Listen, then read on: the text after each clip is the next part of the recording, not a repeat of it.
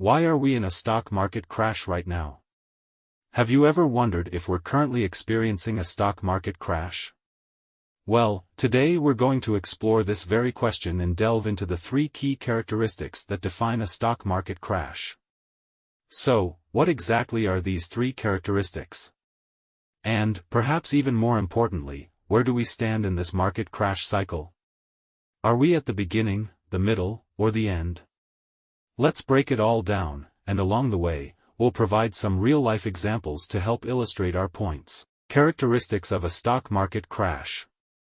In order to determine whether we are indeed in a stock market crash, it's crucial to first understand the 3 key characteristics that are universally present in such situations. These characteristics serve as the litmus test for identifying a genuine market crash. Quality stocks at multi-year lows. The first characteristic is that quality stocks, those of well-known and respected companies, are trading at multi-year lows. These are not obscure or speculative stocks, but established businesses that have reached historically low prices. Let's take some real-world examples to illustrate this. Clorox, a household name known for its bleach products, is trading at prices last seen in 2016 to 2018. Target, one of the premier retailers of the past decade, is at prices reminiscent of 2019 to 2020. Dollar General, a significant dollar store brand, is trading at levels last seen in 2018 to 2019. These are clear signs that quality stocks are indeed at multi-year lows. Few stocks at 52-week highs. In a stock market crash, very few stocks are reaching new 52-week highs. This means that most stocks are languishing, and the idea of a stock reaching a yearly high seems almost impossible. As of now, there are only 20 stocks on the New York Stock Exchange hitting 52-week highs, while a staggering 354 stocks have reached new 52-week lows. The ratio of stocks at highs to lows is a clear indicator of the market's health. Fear in the market. A true stock market crash is marked by fear among investors. We can measure this fear through various indicators. One such measure is the Fear and Greed Index, which currently shows extreme fear in the market. Investors are wary of the market's prospects, and this sentiment has persisted over time. The AIQ Investor Sentiment, which gauges how investors feel about the market in the coming 6 months, also indicates heightened bearishness. Over 43% of investors are bearish, compared to a historical average of 31%. This heightened fear is a crucial characteristic of a market crash. Where are we in the crash cycle? Now that we've established the presence of these 3 characteristics, the question is, where are we in the market crash cycle? Are we at the beginning, the middle, or the end? Let's use history as a guide to answer this. Looking back at previous market crashes, we find that the Russell 2000, which is often considered a practical index to gauge the market's health, is currently at levels last seen 4.5 to 5.5 years ago, specifically in 2018 to 2019.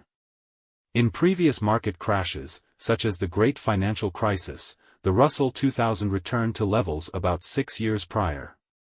Similarly, in the tech bubble's aftermath, it reverted to levels about 4 years earlier.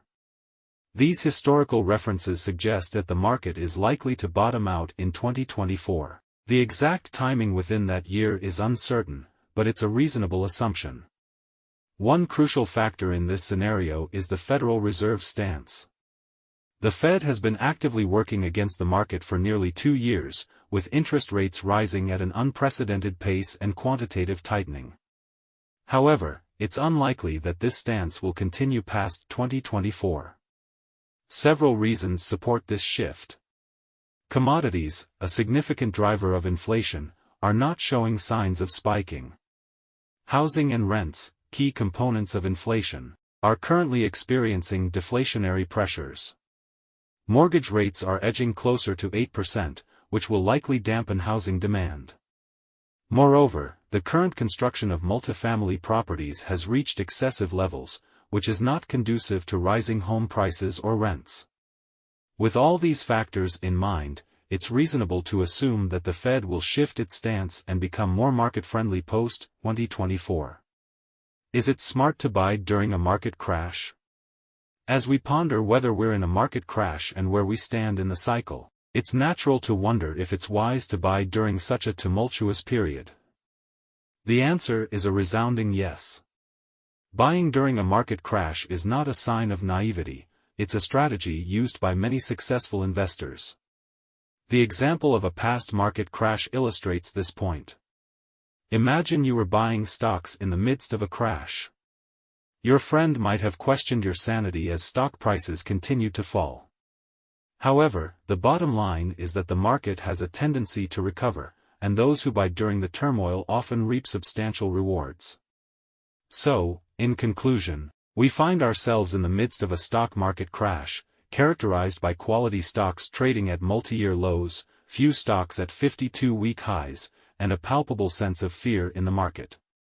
While we may not pinpoint the exact timing of the bottom, historical references suggest it's likely to occur in 2024. The Federal Reserve stance and other economic factors support this projection.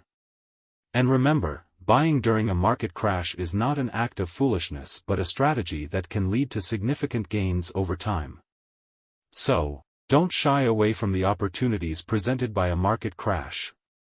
Embrace the volatility, stay informed, and make strategic investment decisions. In the end, you might find yourself sailing on a metaphorical yacht, waving to those who doubted your choices, and celebrating your financial success. So, keep a close watch on the market, stay informed, and be ready to seize the opportunities it presents. Happy investing! Before you go, help us by smashing that YouTube like button. And subscribe to this channel, so you won't miss any of our videos. This shows YouTube algorithm that you value our information. And it helps us spread the message. Sharing is caring.